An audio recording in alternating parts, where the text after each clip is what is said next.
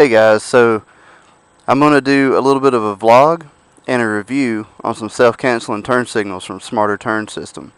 We're here at Lake Bowling in Bowling Springs, South Carolina. Figured this would be a good place to start.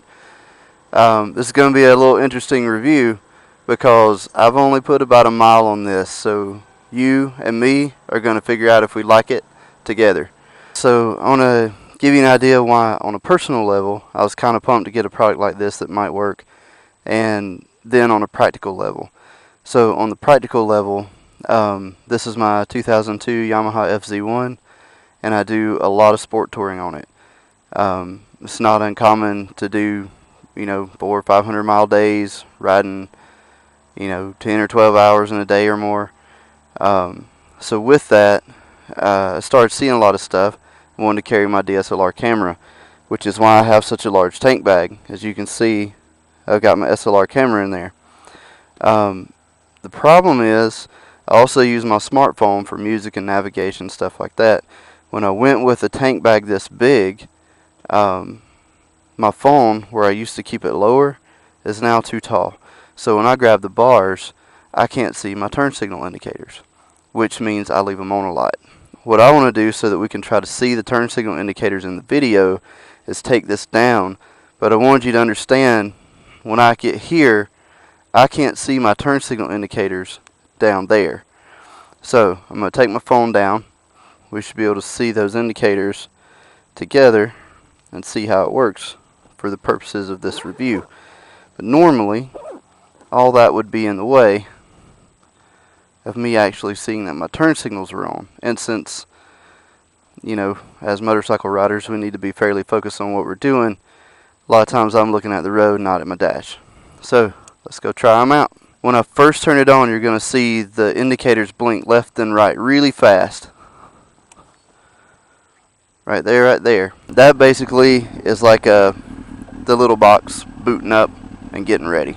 The install of this box, it was confusing at first. I'm not really new to mechanics or electrical or anything like that, but it was a little bit confusing until I got my head wrapped around it. Long story short, you want to take your turn signal switch and put this box in line, and they give you some cool little connectors to do that with. It does require that you have to snip wires, but I snipped my wires on the switch side, not the main harness side, so it'd be pretty easy to replace if I ever needed to. I'm going to turn the turn signal on. You guys can see it blinking. So this is it. I'm not going to cancel it. And straighten the bike up and just cancel on its own. That's pretty cool. What they do is these little blue crimp connectors. So you snip your wire, you lay each half into it, and you crimp it down. And then the little module that you have to plug in has these spade terminals, and you just plug it into that crimp connector, because it's a really easy way to interface that module to the wiring harness. The little box has to sit basically level and in front of your bike. I wanted to put it up on my cowling support, but I was missing about 3 or 4 inches of wire to make that work. I didn't want anything to be tight, so I moved it back, and I basically just used 2 zip ties to zip it to a frame member underneath the tank. It's tiny, so it's pretty easy to find a place for it to go. The build quality is really nice. It's a nice anodized aluminum box, and the wire on it is put together well. Everything has heat shrink on it. It really, when you take it out, you can tell that it's been built well and not necessarily built to a price point. So on a personal level, why I was excited to get a product like this, ever since I was a kid, at like 15 years old, my dad was teaching me how to ride. And at one point, my dad had enough motorcycles for him, my mom, me, and my brother. So we were a family of 4 that go riding together. And obviously with 2 teenage sons, my dad always wanted to be in the front to, we'll just say, tame the ride, keep us safe. So because we were focused, I was constantly leaving my signal on. And my dad even had a little hand signal for it. It happened so much. He'd do this little Pac-Man thing like this, and that meant turn my signal off. And fast forward a bunch of years as an adult, I still do that crap.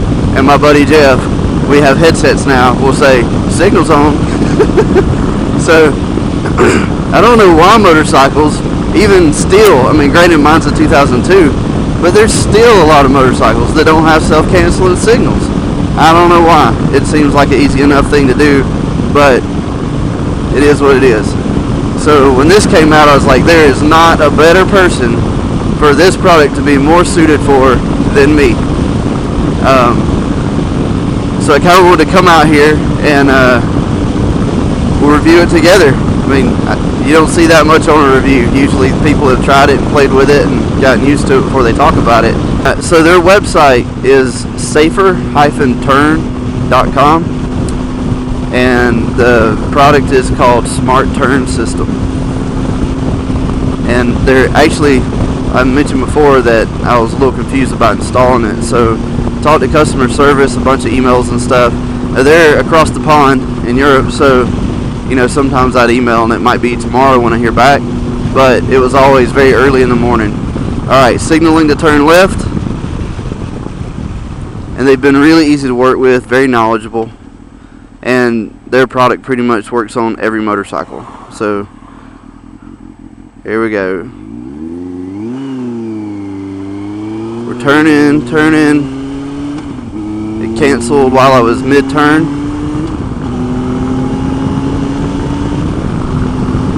I like that, man. So another part of the install, the switch. So most of us have switches where you push it left and you have to push it in the middle to cancel, push it right, push it in the middle to cancel. So this module goes in line with it. So your switch on your handlebar actually does not connect to the lights on your bike anymore. It connects to the module, and the module controls the power to the lights. They give you these little foam discs, and I had to use the thinner of the two. They're two different thicknesses. It took the little switch housing off, and you turn it upside down, and when you push it one way, you'll see a gap open up. Well, that gap is where you have to put the foam. I put in the thin pieces of foam, and I could make it work, but I had to push the signal really, really hard because it had to compress the foam enough to make the contact. So what I did, I pulled the foam back out and took a couple of, took like a small little wire cutter. Alright, signaling right, rolling to a stop.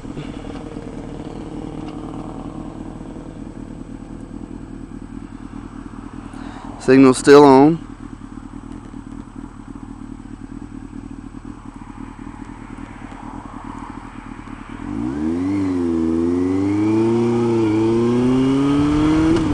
And it canceled. So it's canceling pretty early out of the turn too.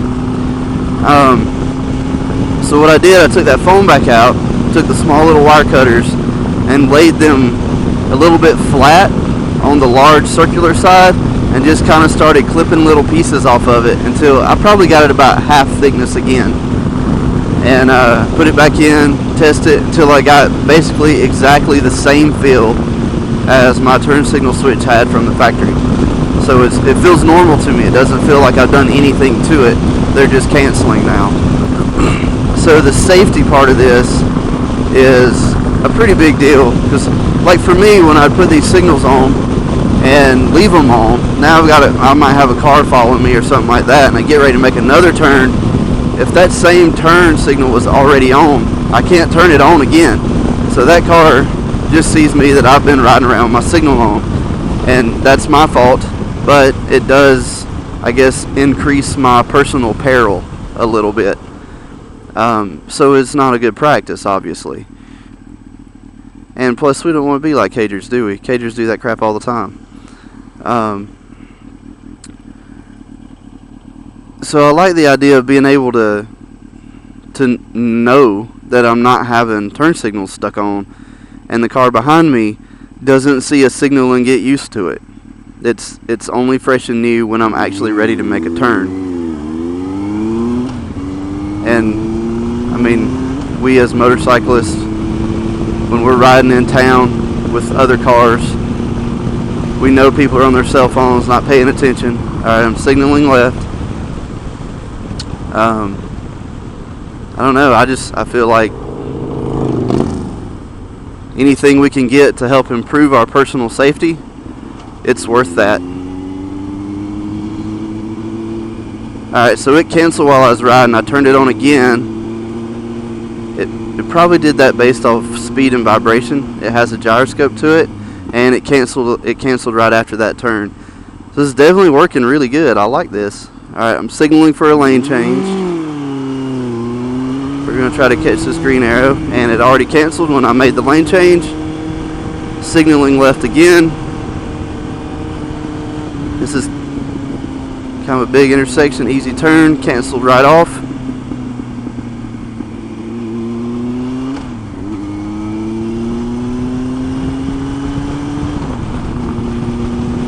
So that's one reason it has to be level, because it's using, motion sensors and things like, kind of like the same stuff your cell phone would use. Right, signaling for a right-hand turn.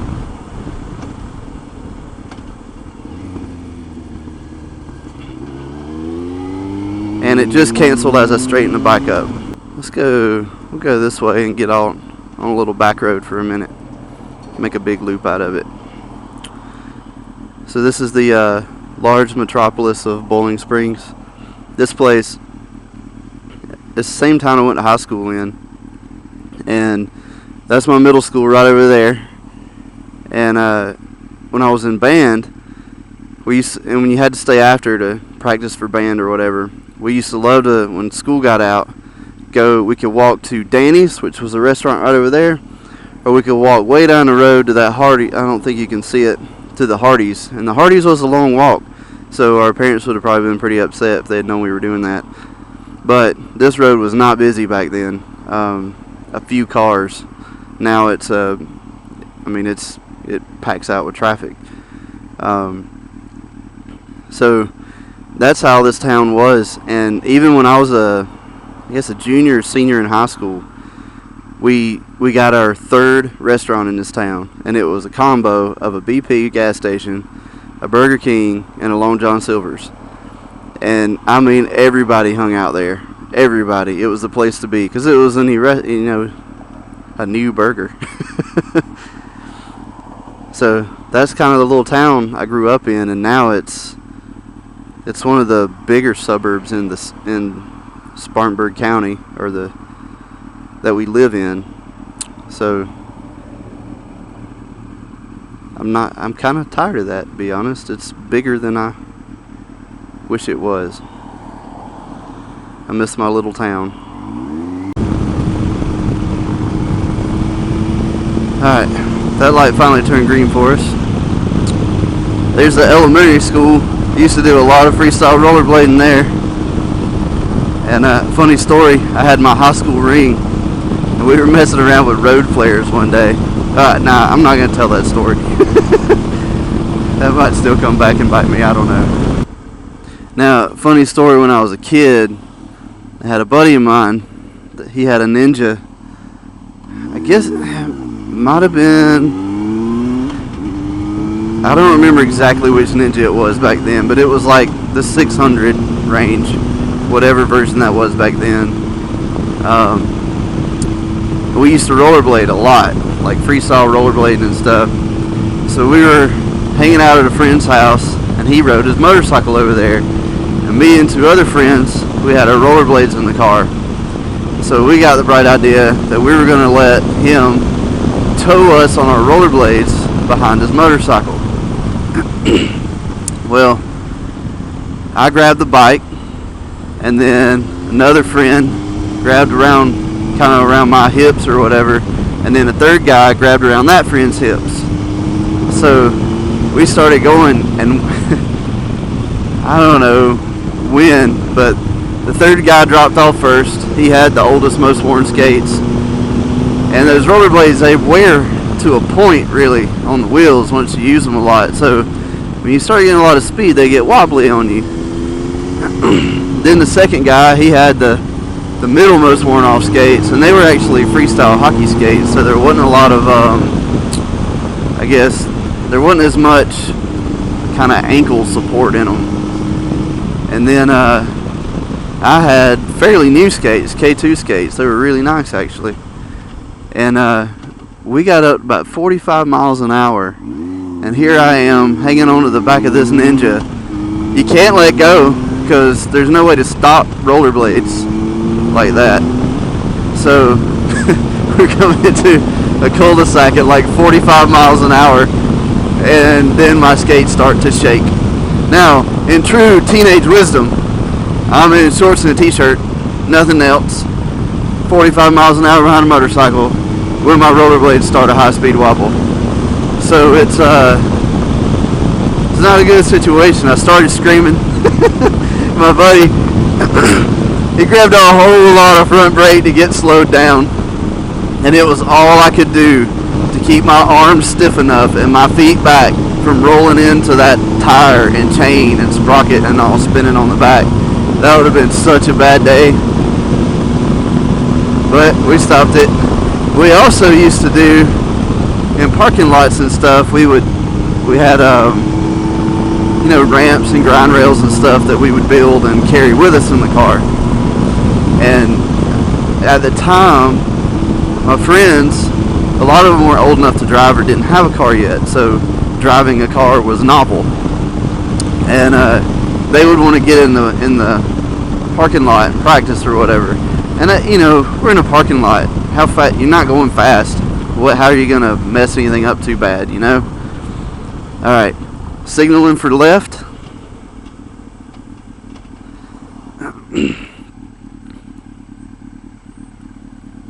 To stop.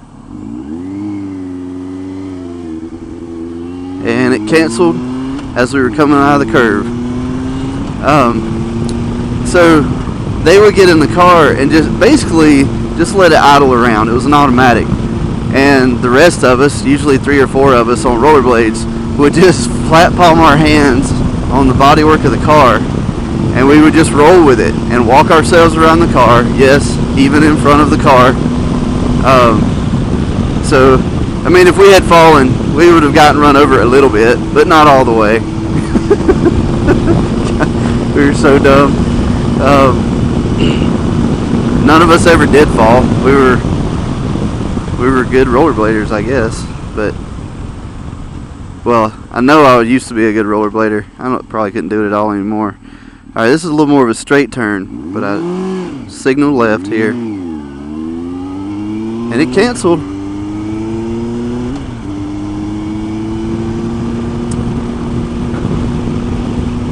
Just wondering what else. That's the elementary school I went to until I was in the 5th grade. Hendricks Elementary. It's a much bigger school now.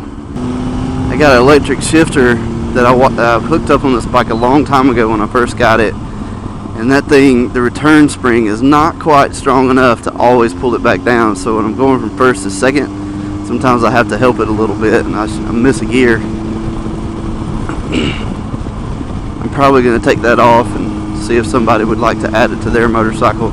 I used to use it, play with it some, but I don't use it that much anymore. It's awesome for drag racing.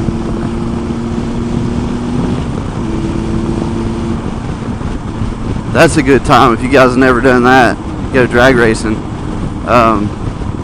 at a track is what I mean, not on the street. But that's a really fun way to spend an evening. Oh, mine, the first time I went, it was in the fall, so it would be warm during the day, and when it get cold, it get, down to 45 or 50, but from like 70, 75 degrees really fast.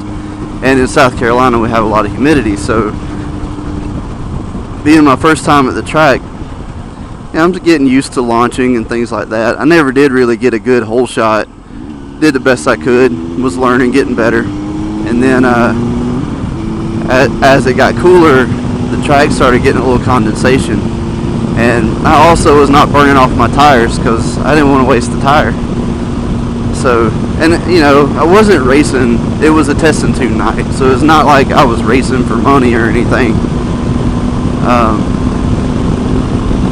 So I wasn't heating my tires up. And my dad, he's drag raced a lot over the years, but in cars. And so he's standing there like I mean, he's 15, 20 feet from me right there at the hole, pulling up to the line. I had just put a whole shot high pipe on my bike, and I got out there, got up on the line, was way over the tank, you know, like you're supposed to do.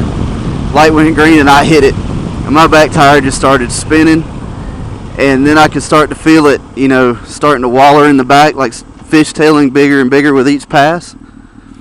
Alright, left turn, and it canceled. Wallering, you know, left and right getting bigger and bigger, so I just stayed low. I kept my toes really wide, and finally it wallered left, and my toes touched down pretty hard, and that bike just snapped straight and took off. And the whole thing, it felt like it took like 5 minutes, you know, but it probably only lasted, I don't know, 3 seconds or something. But I took off, and the only thing I remember thinking is, man, I don't want to drop my bike and ruin my new pipe.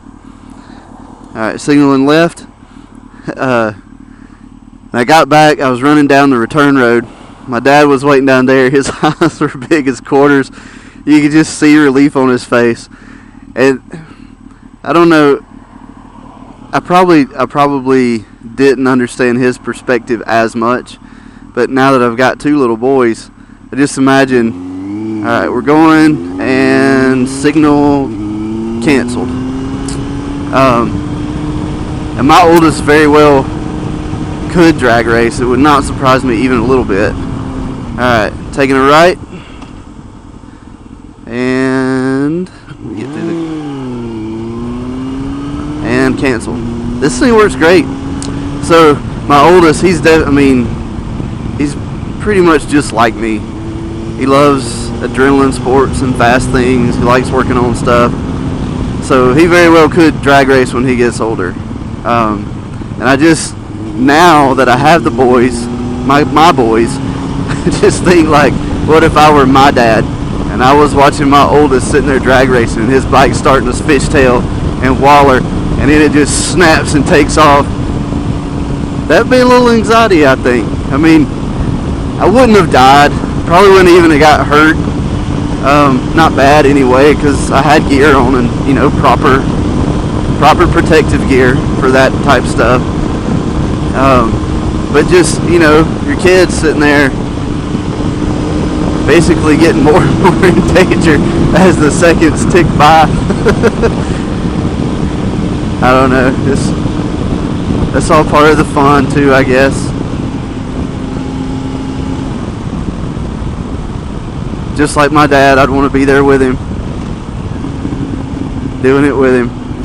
I guess in summary, as far as the review goes for this smart turn system, I like it. I'm sold on it already, and I'm sure that I will enjoy many years of use out of this thing, especially once I go full touring, put my phone back up here. I don't have to worry about the turn signals anymore. I can focus on riding.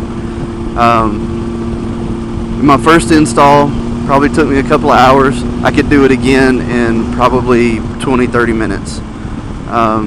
And if you guys get one, you know, if I can share my experience with you, I'm happy to do that. You just comment on the video or on the blog entry. And as far as the vlog goes, I had a good time. I didn't know what I was going to talk about other than the turn signal canceller, and just kind of driving around where I grew up, my old stomping grounds. I guess brought a few stories out that I could tell you guys. It was kind of fun. I'll make this left turn. We'll watch one more turn signal cancel, and guess we'll sign it off. And so I don't know if you guys noticed, we used to be spiritstrike.com, and I've got a friend helping me now, and we decided to rebrand it to horizonadv.com, and I like the name better. It seems to make more sense to people too. Alright, we're turning left. Well, actually, I guess I didn't turn the signal on. That was my bad. Yeah, so HorizonADV.com is what we went with. It's helped in our search rankings. I think it makes more sense to people when they find our site. And if you guys want to follow us on Facebook, we have a good Instagram account going. Do some Twitter stuff. My Twitter stuff is full of tons of good travel articles and things. I retweet a lot of things from the travel blogger groups, and really much more experienced people than myself even. But not like I'm all that experienced. I've done some traveling, but I'm by no means a professional nomad. Just a normal dude with a wife and 2 kids that works a day job, likes to get out and have fun. It's kind of, I'd like to do those year-long trips to Africa, or ride from Alaska to Argentina. I would totally love to do that, but my kids need me too. My wife needs me right now. I don't know. While it would be fun, it seems like I would have to sacrifice too much of what is important to me to try to do it right now. But it is, as my boys get older and get out on their own, I think me and the wife are definitely going to have to take some big, long trips as we go. We're already kind of, financially speaking, trying to get ourselves out of debt and get money saved up and prepare so that we don't have to work a 9-to-5 job until we're 90 years old just to survive. It's easier said than done, but I think it'll be a nice way to spend our, what do they call it, the golden years. I just want to stay healthy enough and in shape enough to still be able to do what I want to do.